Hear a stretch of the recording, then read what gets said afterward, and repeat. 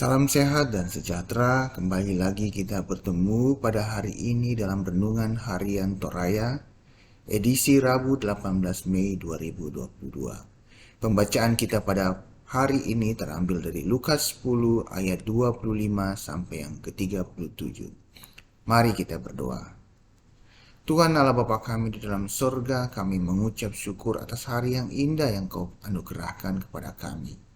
Tuhan, kembali lagi kami akan mendengarkan firman-Mu ya Tuhan. Kau memberkati agar firman-Mu ini tertabur dan menjadi benih yang baik tumbuh dalam hati kami dan kami laksanakan dalam kehidupan kami. Tuhan, inilah doa kami. Sampuni segala salah dan dosa kami. Dengarkanlah permohonan kami di dalam nama anak Yesus Kristus yang adalah Tuhan dan Juru Selamat kami yang hidup. Amin.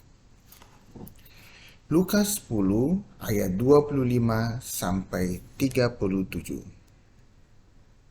Orang Samaria yang murah hati.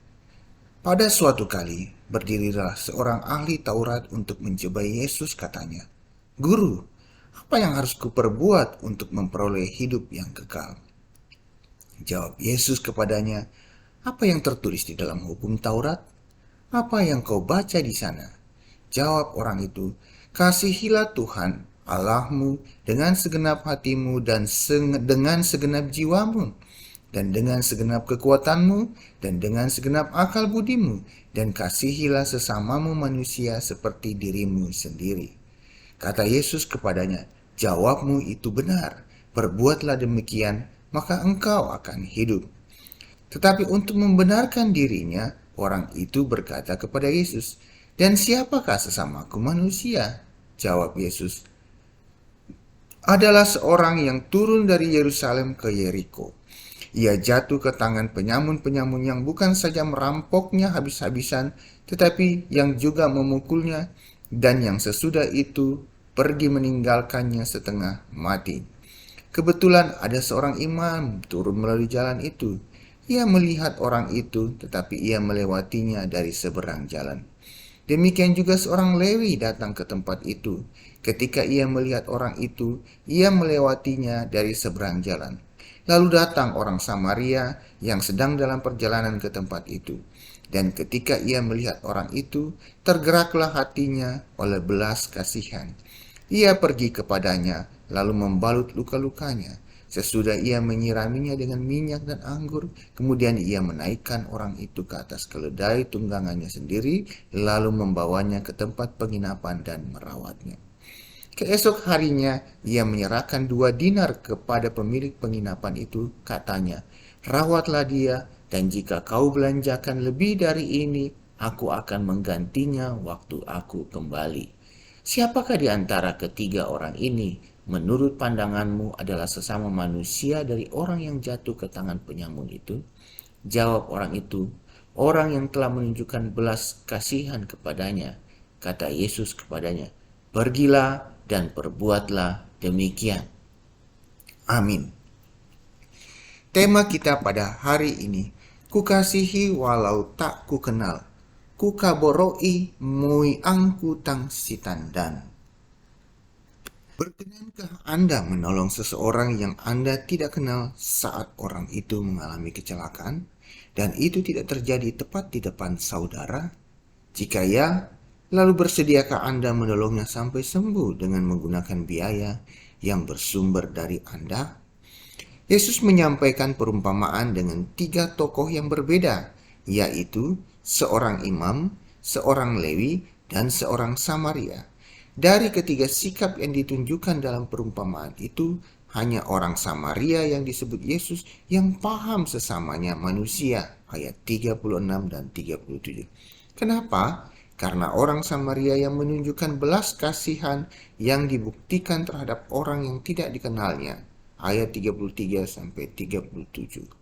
Orang Samaria menunjukkan belas kasihan dengan mengabaikan kepentingannya yang harus diselesaikan saat itu, hingga melakukan dengan maksimal pertolongannya dengan meninggalkan 2 dinar kepada pemilik penginapan, bahkan bersedia mengganti kekurangannya. Lalu bagaimana dengan sikap kita? Mampukah kita mengasihi orang yang bukan bagian dari diri dan keluarga kita? Mungkin kita seringkali menolak dengan berbagai alasan yang tak perlu, sehingga kita mengabaikan yang paling perlu.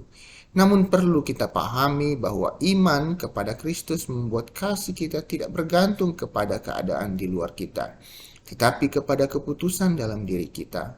Pilihan untuk menyatakan kepedulian terhadap orang lain ada di tangan kita. Roh Kudus pun tidak dapat memaksakan kita untuk melakukan pertolongan terhadap orang lain, tetapi Roh Kudus selalu mengarahkan hati dan kehidupan kita bahwa menolong orang lain dengan tulus akan membuat kita melakukan kebenaran sesuai yang Kristus inginkan. Amin. Mari kita berdoa. Tuhan Allah Bapa kami dalam surga, terima kasih Tuhan atas kebenaran firman-Mu. Kami telah mendengarkan firman-Mu Tuhan, semoga firman yang ditaburkan ini akan tertanam dalam hati kami, menjadi pedoman dan dapat kami laksanakan di dalam kehidupan kami sehari-hari. Tuhan Bapa kami dalam surga, pada saat ini kami berdoa buat anak-anak-Mu yang akan memulai hari. Berkati setiap rencana dan aktivitas-aktivitas yang akan dilaksanakan Tuhan, agar semua dapat berjalan dengan baik. Jika ada anak-anak-Mu yang lalai ya Tuhan, Engkau mau mengingatkan mereka dan tuntunlah mereka ke jalan yang seturut dengan kehendak-Mu. Saudara-saudara kami yang mengalami kesakitan ya Tuhan dan kelemahan tubuh, Engkau lawat mereka dan sembuhkan penyakitnya. Berkati pula para keluarga, saudara, dan orang-orang terkasih yang mendampingi mereka, berikan sukacita, kesabaran, dan semangat di dalam merawat saudara-saudara kami yang kelemahan tubuh. Jika ada dari saudara-saudara kami yang pada hari ini mengalami pergumulan ya Tuhan, Engkau mau menolong mereka, hadirlah bersama mereka, menguatkan mereka untuk melewati setiap pergumulan yang ada.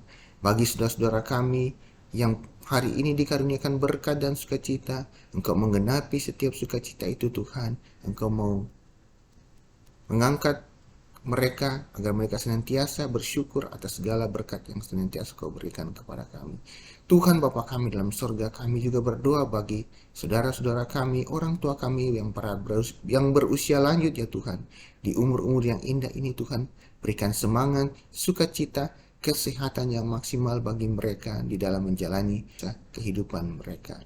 Tuhan Bapa kami dalam surga, inilah doa dan permohonan kami ya Tuhan. Sempurnakanlah ya Tuhan, ampuni segala salah dan dosa kami sehingga kami senantiasa layak menerima berkat-Mu. Dengarkanlah doa ini karena kami bawa di dalam nama anak-Mu Yesus Kristus yang adalah Tuhan dan Juru Selamat kami yang hidup. Amin. Demikianlah renungan harian Toraya pada hari ini. Terima kasih. Selamat menjalani hari kita. Tuhan Yesus memberkati.